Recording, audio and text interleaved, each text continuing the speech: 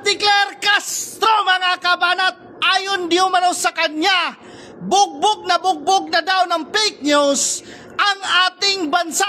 For your information, Anticler Castro, hindi ang bansa natin ang bugbog ng mga fake news, kundi ang lahat ng mga kaalyado ni VP Sara Duterte at ng pamilyang Duterte ang bugbog ng mga fake news dahil sa mga paninira ng mga ngagba sa kanila, kung ano-ano na lang ang mga sinasabi para paniwalaan ng taong bayan nga totoo ang kanilang mga pinagsasabi.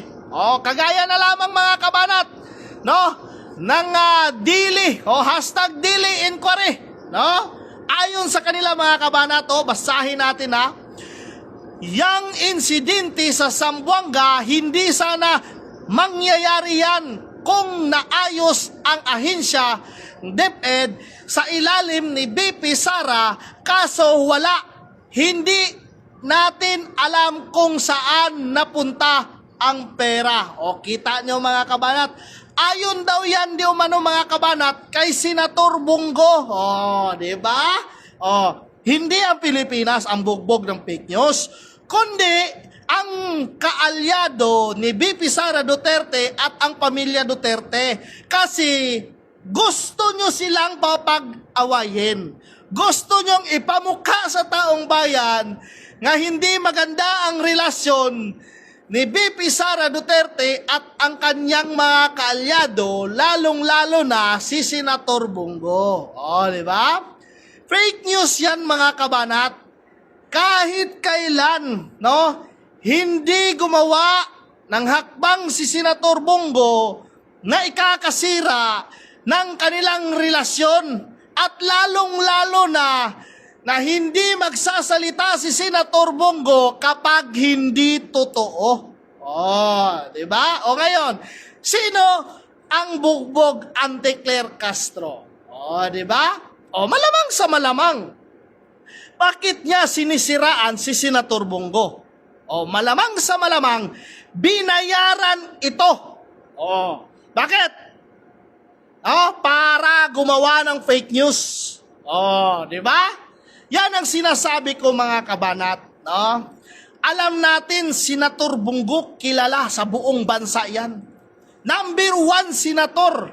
Number 1 na tumutulong sa mga kababayan nating Pilipino. Nag-iikot pa yan, Luzon, Visayas, Mindanao, para hanapin ang tunay na problema ng ating mga kababayang Pilipino at para mapagsilbihan ng tama. Di ba? Nagtatrabaho ng maayos. Tapos ngayon, gusto nilang siraan, mga kabanat, kasi malakas si Senator Bongo. Number 1 survey, sa Pulse Asia para maging vice presidente ni VP Sara Duterte. Ngayon, gumagawa ng paraan ang mga ngagba para siraan, si Senator Bongo at paniwalaan ng taong bayan, na ganito ang ugali ni Senator Bongo. Diba? Pero hindi maniniwala ang taong bayan sa inyo, mga ngagba. Dahil wala na lang kayong ginawa, kundi manira ng manira. Alam nyo, utang na loob ni Senator Bongo sa taong bayan ang kanyang pagiging number 1 at pagiging senator, lalong-lalo na kay Tatay Digong at sa pamilyang Duterte. Kaya sabi niya, susuportahan niya ang mga Duterte hanggang sa dulo, walang iwanan. Diba? Kasi wala namang kailangang dahilan nga para tumiwalag sa pamilyang Duterte. Di ba? Ang iba lang dyan, hindi gusto ng maayos na sistema. Di ba? Kita nyo? Dahil sa kanilang kangagbahan, yung iba dyan, imbis na paabante, yung utak paatras. Dahil lang sa kagustuhan na ma-impeach si BP Sara Duterte. Di ba?